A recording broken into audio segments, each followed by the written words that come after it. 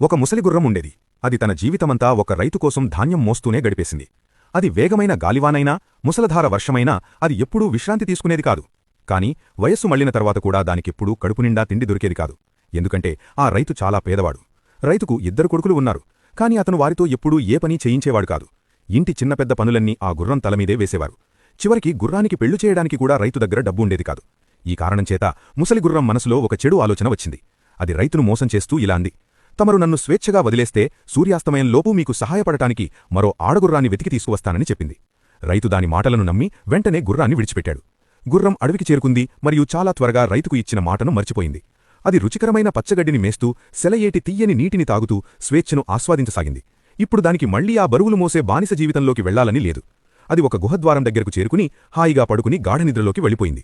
కాని ఆ ప్రదేశం ఒక నక్క నివాసమని దానికి తెలియదు. నక్క నిద్రలేచి చూసేసరికి బయట చీకటి పడిపోయింది. పిల్లల కోసం ఆహారం దొరకదని అది ఆందోళన చెందింది. వెంటనే తన పెద్ద కొడుకుని బయటకు వెళ్లి చూడమని చెప్పింది. చిన్ననక్క గుహద్వారం వద్దకు వెళ్లి బయట తెల్లగా ఏదో వ్యాపించి ఉండటం చూసి భయపడింది. అది పరిగెత్తుకుంటూ తల్లి దగ్గరకు వెళ్లి చలికాలం వచ్చేసిందని చెప్పింది. అది విని తల్లినక్కకు కోపం వచ్చి దానికొక దెబ్బ వేసింది. తరువాత తల్లినక్కే స్వయంగా వెళ్లి చూసింది. ముందు దారి మూసుకుపోయి ఉండటం గమనించి పైన ఒక రంధ్రం తవ్వి చూసింది. బయట ఒక చనిపోయిన ముసలిగుర్రం పడి ఉందని అది అనుకుంది. అది చూసి నక్క చాలా సంతోషించింది. అది వెంటనే గుర్రం తోకను పట్టుకుని బయటకు లాగాలని ప్రయత్నించింది. కాని ఎంత ప్రయత్నించినా గుర్రం కదలలేదు. చేసేది లేక అది తన పొరుగున ఉన్న తోడేలు దగ్గరకు సహాయం కోసం వెళ్ళింది.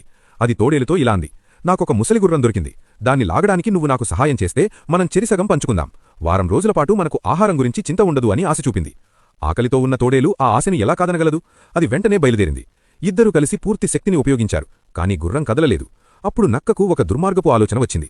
అది ముసలిగుర్రం తోకను తోడేలు తోకతో కట్టేసింది. వేగంగా పరిగెడితే గుర్రం లాగబడుతుందని అనుకుంది. కాని ఎంత ప్రయత్నించినా ఏమీ జరగలేదు.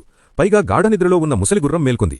వెనక ఉన్న దృశ్యాన్ని చూసి అది భయంతో ప్రాణాలు దక్కించుకోవడానికి పరుగుతీసింది. అది ఆగకుండా 10 కిలోమీటర్ల వరకు పరిగెత్తింది. పాపం తోడేలు దాని తోకకు కట్టబడి నేలపై ఈడ్చుకుంటూ వెళ్ళింది. పరిగెత్తుతూ అవి మళ్లీ ఆ రైతు పొలానికే చేరుకున్నాయి. రైతు ముందే అక్కడ ఎదురుచూస్తున్నాడు. తలుపు తీయగానే ముసలిగుర్రం మెరుపులా ఆవరణంలోకి ప్రవేశించింది. ఈ విధంగా తెలియకుండానే అది ఇచ్చిన మాటను నిలబెట్టుకుంది. రైతుకు 2-3 సార్లు రుచికరమైన మాంసం దొరకడమే కాకుండా తోడేలు చర్మాన్ని అమ్మి వచ్చిన డబ్బుతో ఒక ఆరోగ్యకరమైన ఆడగుర్రాన్ని కొన్నాడు. ఒంటరితనంతో బాధపడుతున్న ముసలిగుర్రం చివరికి పెళ్లి చేసుకోగలిగింది. ఆ తరువాత ఆ 2 గుర్రాలు రైతు కోసం ధాన్యం మోస్తూ మళ్లీ తమ శ్రమతో కూడిన జీవితాన్ని ప్రశాంతంగా